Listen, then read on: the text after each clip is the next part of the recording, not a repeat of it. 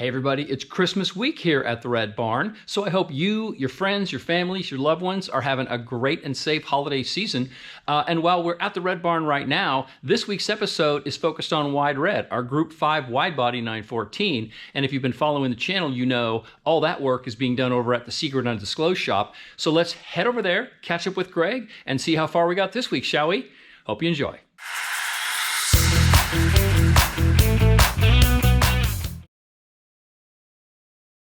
Nothing better than people that put helpful comments in your YouTube videos. So I wanted to do a quick shout out to one of you guys, Dennis Borgers 5902. Dennis, who is, I'm assuming that's his name, added a comment that said, hey, I think those calipers are upside down. And I thought, well, I've got these same calipers on my LS build. And, you know, when I came in and did a quick look-see at them, you know, the bleeders are on the top. And then there's a crossover tube down here, and it's on the bottom, so how else could they be? And yet, I went online and looked up the part numbers, and sure enough, this caliper should be on the other side, upside down from how it is here. So, upside down and backwards. Do I have to say it again? I can't help myself. At least they were consistent.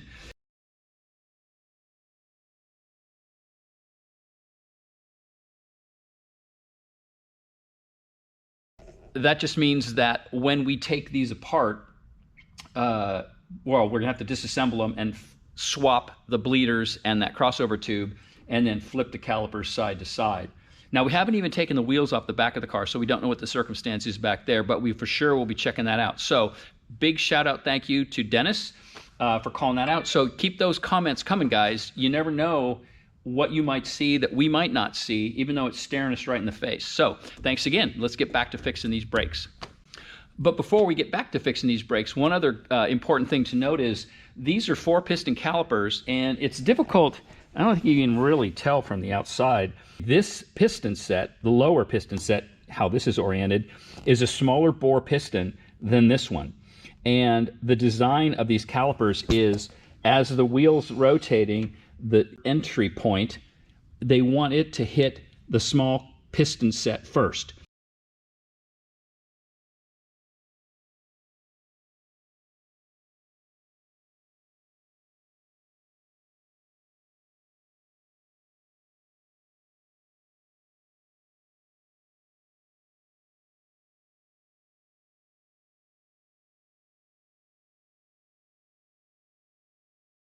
So anyway, I don't think that's not indicative of why the brakes are behaving the way they are, which is, I mean, you touch them and the brake pedal travels 0 and the brakes go on. And that's really not a symptom of the calipers being put on upside down. So we're still going to chase that down, but we know for sure we got to disassemble these components, reassemble them right side up, and switch side to side the calipers. Now, we haven't even taken the back wheels off, so we don't know what the situation is back there, but we for sure will be looking at that. So thank you, Dennis Borgers 5902, for calling that out, because I might have overlooked that because it appears that it's assembled correctly, but it's not. So thanks again. All right, I just verified that this caliper, the rears are actually okay, but I just quickly popped this off, popped the caliper off, and verified that this is the small piston on the leading edge. So these are on here okay.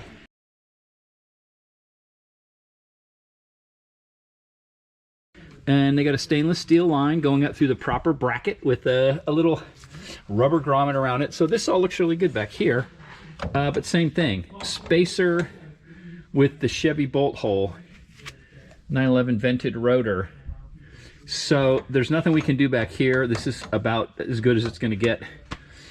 Nice Bilstein with a coilover on it, so that's kind of cool. Don't worry about this. This is a battery cable that we haven't worried about yet. But generally, everything under here looks okay. And yeah, so we will just keep at it. But here's a quick look at the initial fit of the shroud sides. And you can see, tying from this corner of the nose to the inside of the support for the radiator, and you know, there's the view in the front. So we're channeling everything that's coming through the nose right through the radiator. So that's going to be more better. And then obviously this will get trimmed down. I think he's planning on folding this edge down and serving as a landing pad for the top part of that, the cap. But yeah, coming right along. And a little bit later on, you can see here that Greg has got these shroud components, the side components, fit clecoed in place, awaiting riv nuts, which I have just delivered. And so these will get riv nutted in and be removable. And then he's now worked up the cardboard pattern for the cap. And I haven't talked with him. I'm assuming it's going to be something along those lines. We're going to leave this trimmed as it is. This can always be opened back up if there's ever a time when the regular catch goes back on here for the hood. So this is all looking real nice.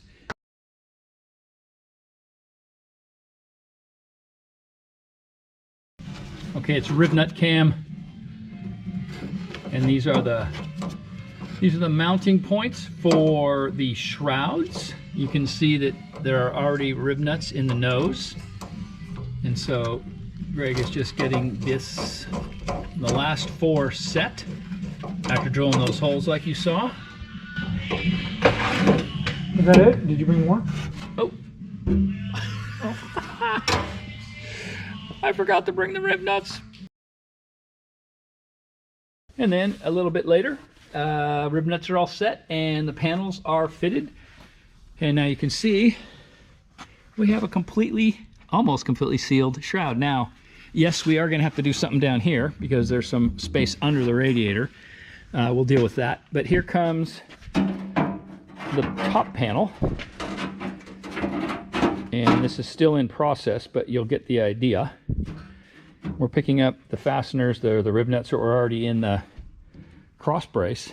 And then Greg is working up another component that's going to come up out of here, go over and just basically grab this as a stay.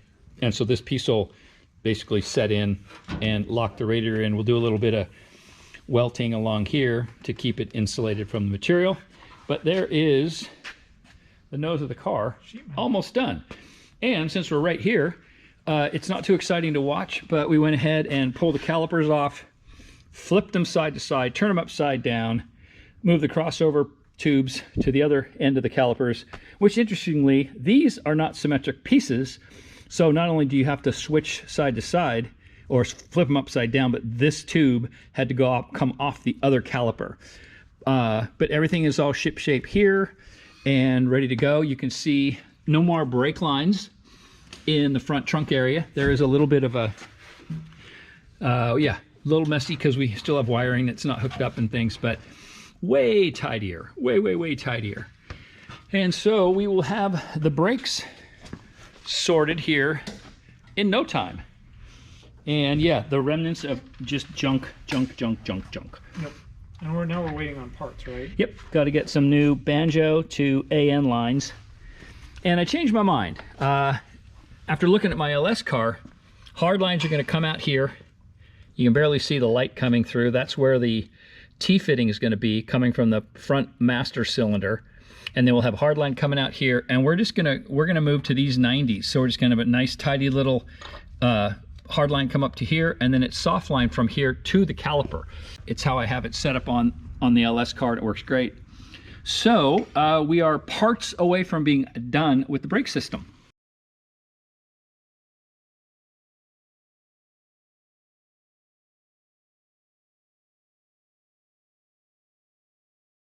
Well, unlike other vendors, when you're at the Red Barn, even when you're at the Secret Undisclosed shop, we work during Christmas week. It is actually Christmas Eve, and we're here with Greg doing a quick check-in on how far he got on the updated brake system. And you can see, as planned, we brought a T bulkhead fitting through from the inside of the car, and then it's all new hard lines over across.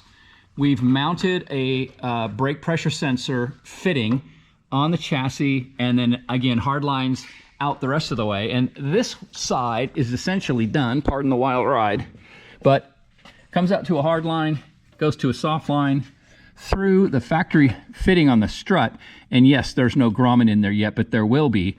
And if I go lock to lock with you, you can see that we're good here. And if I come all the way around this way, you can see everything stays clear, everything's all happy, happy, joy, joy. And we have an updated set of brakes. So again, Greg, thank you very much. Lovely work as always. And again, no more brake lines in the front trunk area. So we are a bleed away from seeing if we've made progress with the way that brake pedal feels. And just to close off on the brakes, new copper washers in there for the banjo fitting. Grommet through the strut mount, or that tab, so that's all protected. And then we worked out the angles to, and routing to completely prevent binding, and that is that. If you heard any background noise, it's because the man of the hour drew the short straw yet again. Yep. And those of you that have worked on 914s know what Greg is doing. He is working in the footwell, trying to dehackify the throttle cable. And let me just take you around to the other side here real quick.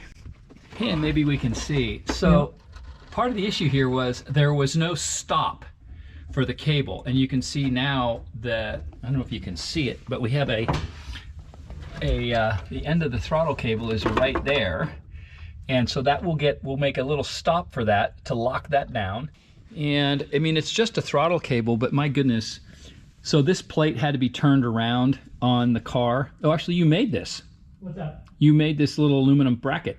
Oh, no, that bracket was there, but it was turned around upside down and backwards. I don't know if you heard that, but not unlike the front brake calipers, this bracket apparently was on the car, but it was upside down and backwards. And I think if you saw an earlier episode, the cable itself was grabbing the wrong part of the linkage, so the leverage was wrong and all that other good stuff. So what you can see here is we've got a cable stop here. This cable will come here and stop and then come up through here and pick up the appropriate location on that linkage. So that will make a big difference to how the car drives. We have a throttle cable resolution and it's all done. So Greg's made up a block plate in here to support the sheet metal throttle pedal and a cable stop. Look at that, matching holes, high style points. And there's the throttle pedal moving. The movement you're seeing in there is actually in the axle shaft of this throttle pedal, not in the bracketry. But this is all going nowhere, as they say. And we have a lovely new low-car throttle cable that runs back through the chassis, up and around the motor, and to the other end where we've corrected everything, including an updated set of throttle springs. So this throttle pedal is all situated. So that is that. We have a shift bushing to replace. Okay, now the fun begins. It's time to deal with this shifter bushing.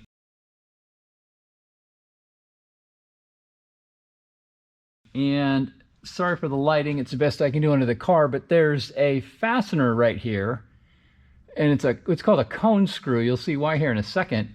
But this looks like somebody's been after it, so I don't know what fun I might have trying to get this thing out of here, so let's just give it a go. Oh my God. All right, well, so that wasn't even tight. I guess that's good news in this case, because I want to get rid of it. I want it out of here, but let's go ahead and pull this out.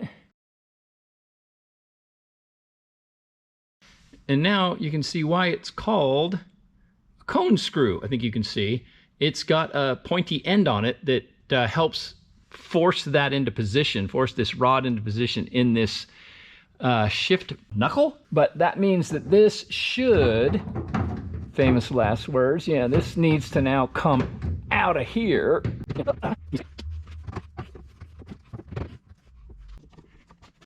All right, so in order to get this all the way out, there's another cone screw in this end of the shift linkage assembly. So if I pull this one out, I should be able to get this shift shaft, again, cone screw, right?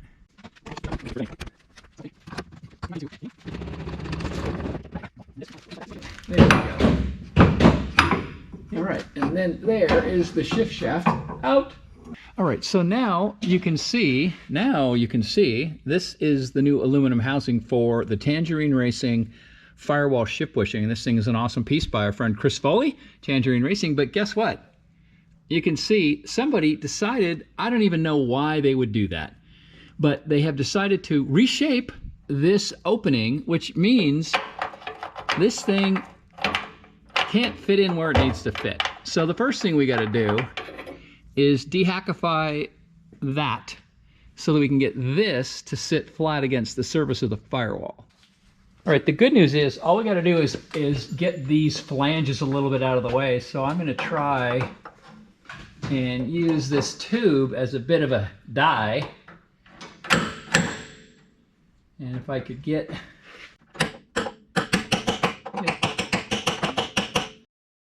as those of you that have worked with metal before, when there's a bend or a dent, the material actually kind of wants to go back to its original shape. And you can see it pretty much did. Now, that was the good side, meaning I'm right-handed. Now let's see how my left-handed metal shaping ability is.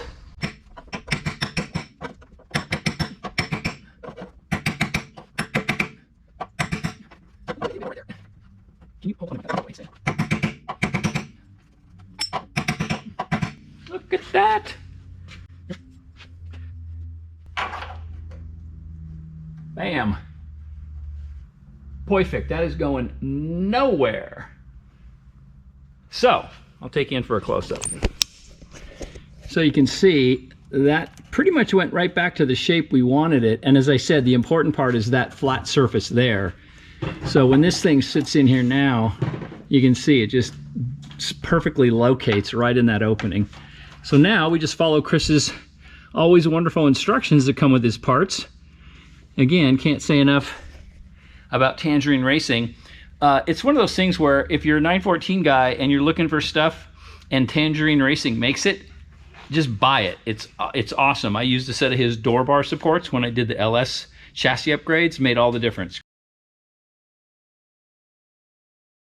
Chris makes great stuff. So thanks, Chris, for continued awesomeness and support of the 914 community. Okay, so let's go ahead and get this mounted and we'll be one step closer. And after a bunch of boring stuff that's not worth filming, there is one installed firewall bushing. And that should solve all of the problems of that. So now, yeah, I think we're almost done. Upon looking at this, it looks like it's cracked, but it's not cracked. It's made that way so that it can compress down and get pushed through the hole in this bracket. So this bushing's okay. We're going to just tidy everything up, but we're good to go on that. So we're going to go ahead and install the shift rod. And we should be good to go with high quality shifting. There are a couple other things we're going to be taking care of. Probably we're in discussions with the owner about how much farther he wants to take the car, including things like rewiring a bunch of stuff. I don't know if you noticed that brake pressure switch, the wires were not routed because we're still looking around for things like a turn signal switch and whether or not there's even headlights in the car, all that good stuff. So there's a bunch of opportunity to continue to improve this thing, and I actually think he's going to agree to do it. So fingers crossed, we're going to see Wide Red taken all the way to the finish line in terms of being a super cool 914. But with another great effort by Greg, I'm going to call it for this week and say thanks for watching. Please like, share, subscribe. Everybody have a happy set of holidays, and we'll talk to you all again real soon. Take care. Bye-bye. Bye.